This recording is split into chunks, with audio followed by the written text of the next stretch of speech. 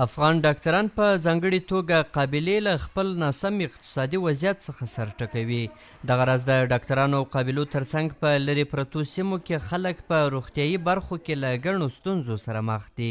د قابلو د نړیوالې ورځې څخه د نمانځنې پر مهال د افغانستان د عامې روغتیا وزارت مرستیال وویل چې هڅه کوي د قابلو ټولې شته ستونزې حل او د کاري زمینې د برابرولو ترڅنګ ورته د مسلکي زده کړو زمینه هم برابره کړي.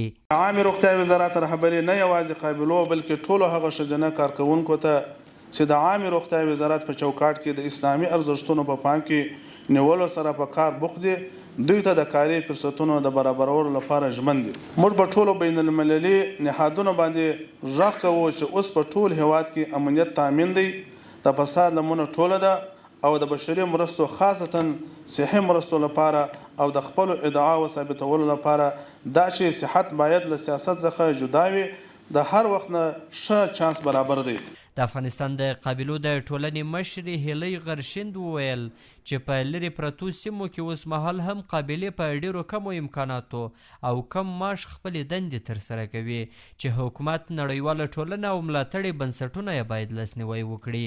چالش‌هایی که در میرای قابله ها وجود دارد هغه ستونزې چې په افغانستان کې د قابلو پر وړاندې شتون لري دا دي چې اوس مهال په ټول هیواد کې قابلې په ډیرو کمو امکاناتو خپلې دندې مخته وړي.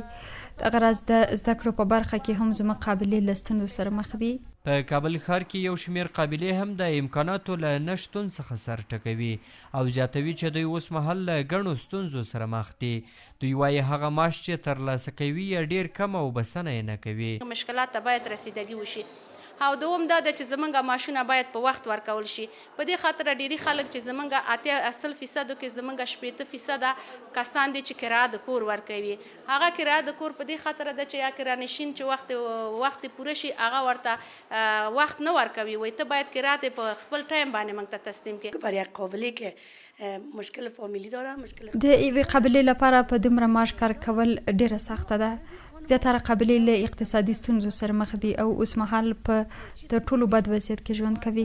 قابلې د روغتیا وزارت زړه ګڼل کیږي، نو بیا ولې په دومره کمه سترګه ورته کتل کیږي؟ د معلوماتو له مخې اوس مهال په افغانستان کې د 34,000 په شاوخوا کې قابلې شته چې د دولتي سکتور ترڅنګ په خصوصي سکتور کې پر دندو باندې بوخت دي. یو شمېر روغتیاپالو له CMG سره په خبرو کې وویل چې لا هم په افغانستان کې زیات شمېر قابلو ته اړتیا لیدل کیږي او اوس مهال هم په ډیری لرې پرتو سیمو کې قابلې یا شته نه او یا هم ډیرې کمې دي.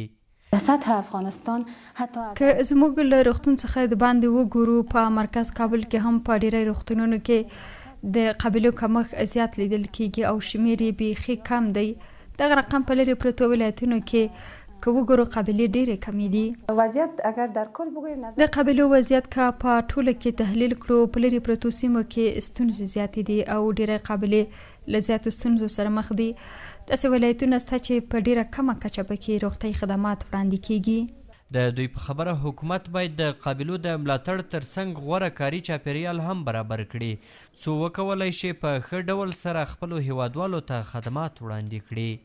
افغانستان یو له هغه هیوادونو څخه شمیرل کیږي چې لا هم پکې د روغتیا په برخه کې خلک له زیاتو ستونزو سره مخ دي او د ډیری لرې پرتو سیمو خلک له روغتیایي خدماتو څخه بې برخې دي.